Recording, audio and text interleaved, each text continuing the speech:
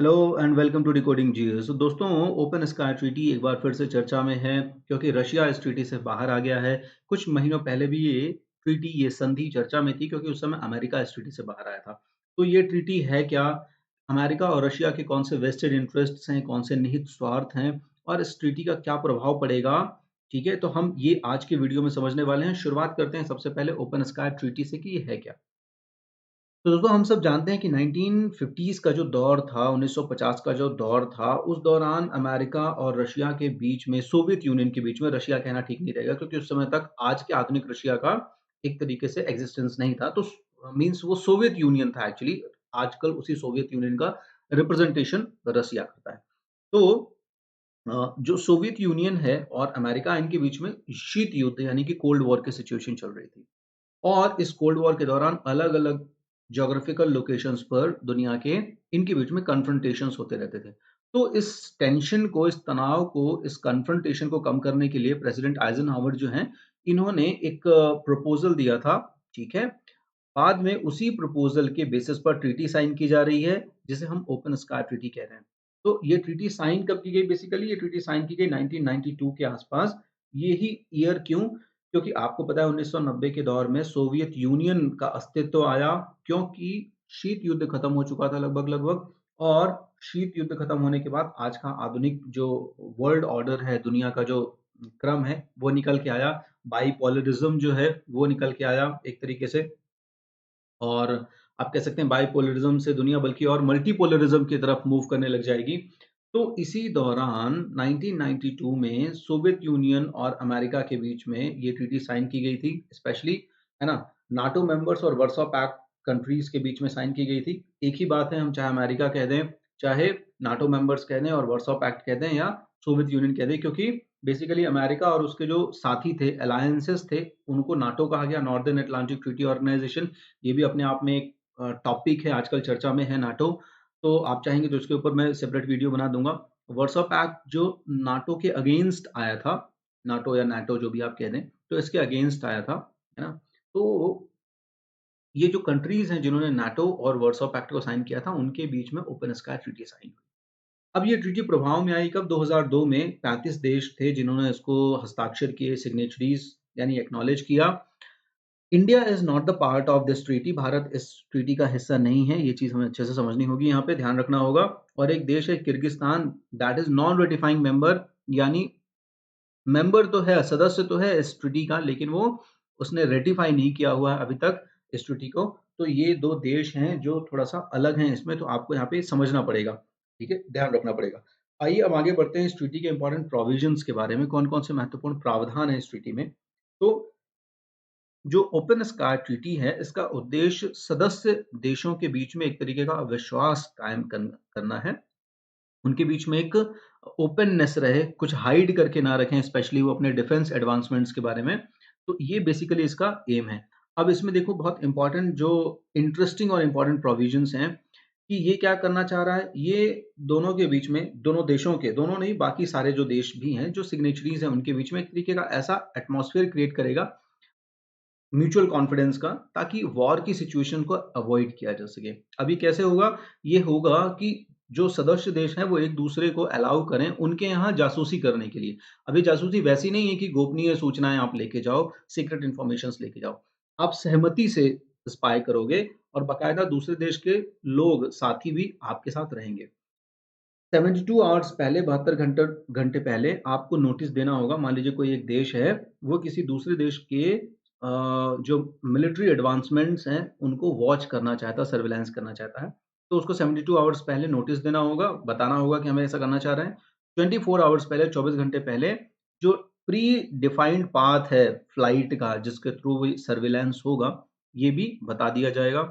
और जो भी सूचनाएँ इकट्ठी की जाएँगी इस सर्विलांस के दौरान, एरियल इमेजिंग के दौरान, एरियल इमेजिंग का मतलब हो गया कि जो हवा से चित्र वगैरह लिए जाएँगे, फ़ोटोग्राफ्स वगैरह लिए जाएँगे, तो वो शेयर किया जाएगा, सारे सदस्य देशों के बीच में शेयर किया जाएगा। जैसे ट्रूप्स का मूवमेंट्स कहाँ से कहाँ हो रहा है, ठीक है? मिलिट्री एक्सरसाइज़ चल रही है, तो वो किस जगह पे हो रही है, किस नेचर की हो रही है, मिसाइल डिप्लॉयमेंट्स कहाँ-कहाँ पर हैं, तो ये सारी इन्फॉर्मेशन सदस्य देशों के बीच में शेयर की जाएँगी, ठीक है?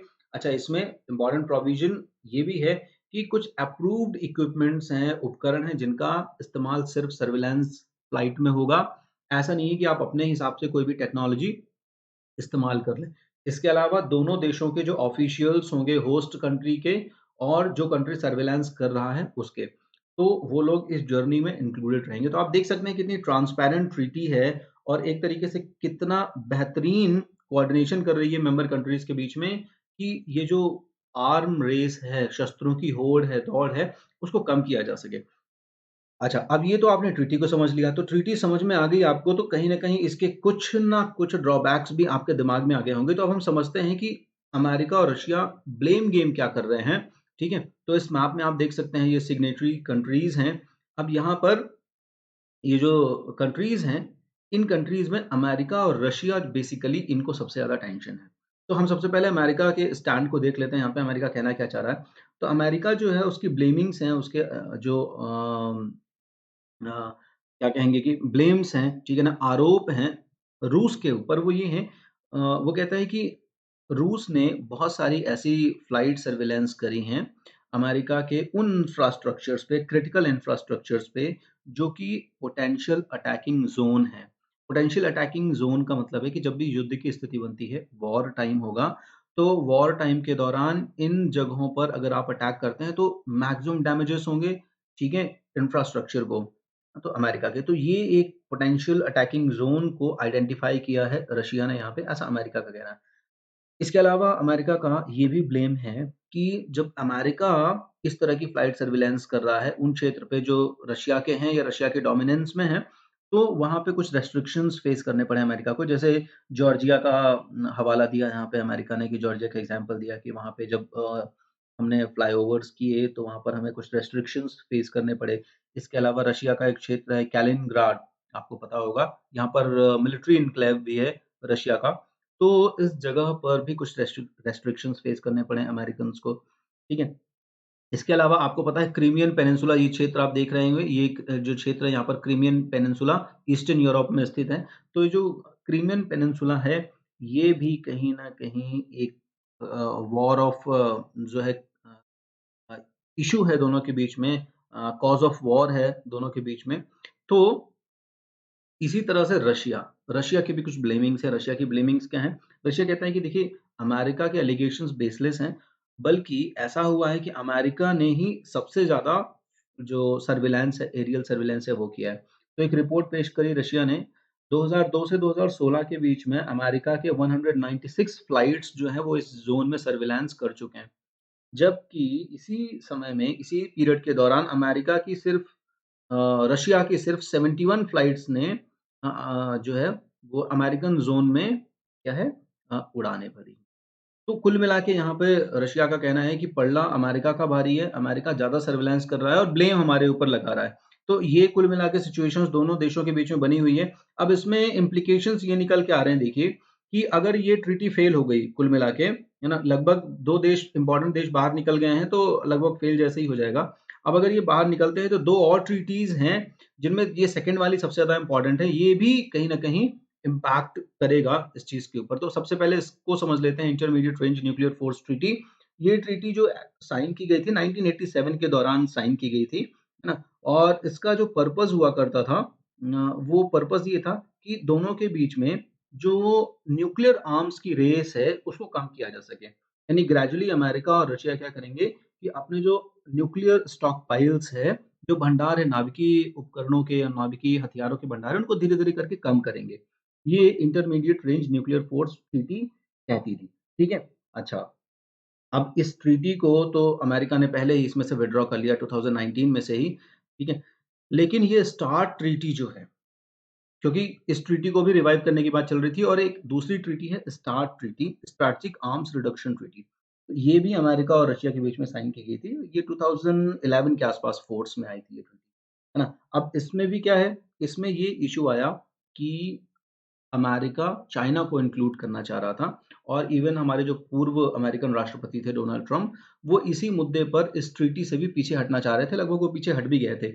लेकिन दोबारा इस ट्रीटी को रिवाइव करने की बात चल रही थी। दो जो आपके नए जो बिडेन आए हैं अमेरिकन प्रेसिडेंट, वो इसको रिवाइव करने की बात कर रहे थे, है ना? कि हम बातचीत करके, नेगोशिएट करके इस ट्रीटी को आगे बढ़ाएँगे। तो वो चाइना का मुद्दा इसमें एक इश्यू बना हुआ है। अब अगर मान लीजिए ये जो अभी दोनों के बीच में तल्खी हुई है अमेरिका और रशिया के बीच में, इससे होगा ये कि हो सकता है इन ट्रीटीज़ के ऊपर प्रभाव पड़े और ये ट्रीटी स्पेशली जो स्टार्ट ट्रीटी है, ये ट्रीटी आगे जाके कहीं न कहीं जो फल देने वाली थी, जो फ्रूट्स लाने वाली थी, वो ना लेके आए और दुनिया में वापस से शस्त्रों की जो होड़ है ना? जो आर्म्स रेस है, उसपे जो कंट्रोल था इन संधियों के द्वारा, वो एक तरीके से ढीला पड़ जाए, जो कि दुनिया के लिए बहुत ही खतरनाक स्थिति हो जाएगी, क्योंकि शस्त्रों की होड़ जो है वो युद्ध को, एरोगेंस को ही निमंत्रण देगी और वर्ल्ड पीस को कहीं न कहीं डिस्टर्ब करेगी। तो देखेंगे जो भी इसमें आगे डेवलपमेंट होगा, वो हम डिस्कस करेंगे। तो बने रहिए सिंपली हमारे साथ। थैंक्स।